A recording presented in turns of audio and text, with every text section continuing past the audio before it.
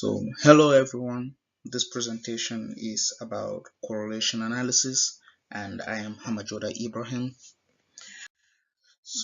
First, we're going to talk about the agenda or the content of the presentation. First, we're going to talk about the introduction to correlation. Then, I will provide six different examples of hypothesis tests that were carried out. And the first one is going to be between debt and savings. The second one is going to be between savings and stocks. The third one is between stocks and wallet. The fourth one is going to be between income and debt. The fifth one is going to be between income and stocks. And lastly, the sixth one is going to be between income and savings. So after that, we're going to talk about the takeaways or what we can get from the presentation, and then I'll open room for your questions. So a correlation simply describes the relationship between two variables.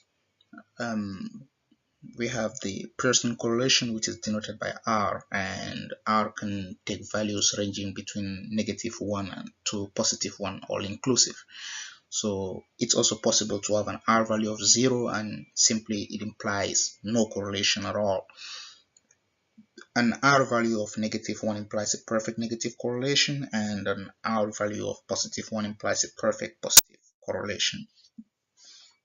So our first hypothesis test was carried out, and from the data set we chose debt and savings. So in this example, our null hypothesis is that there is no correlation between debt and savings, and our alternative correlation is that there is a correlation between debt and savings. So in this case, in this example, we had a p-value of 0.748, which is greatly higher than our significance level of 0.05. So for this reason, we failed to reject the null hypothesis, and therefore we conclude there was no correlation between debt and savings. In this example, we can see we have a negative R value, which just simply means there is a negative correlation between debt and savings.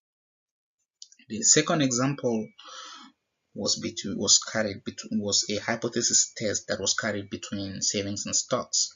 So our null hypothesis in this case indicates that there is no correlation between savings and stocks, and our alternative hypothesis simply states that there is a correlation between savings and stock.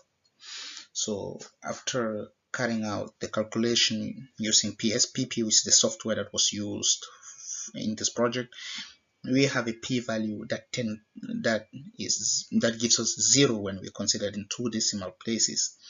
So which means the value of the p-value is actually really small, that tends towards 0.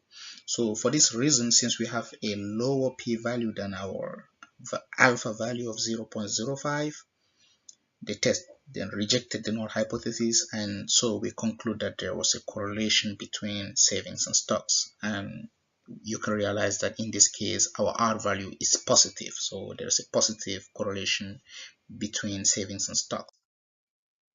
So the third hypothesis test that was carried was between stocks and wallet. Our null hypothesis indicates that there is no correlation between stocks and wallet, and our alternative hypothesis just indicates there is a correlation between stocks and wallet. We have a p-value of 0.01, which is lower than our alpha value of 0.05. So for this reason, the test rejected the null hypothesis, and we conclude that there was a correlation between stocks and wallet. And if you realize in this example, our R value is positive, so there is a positive correlation between stocks and wallet.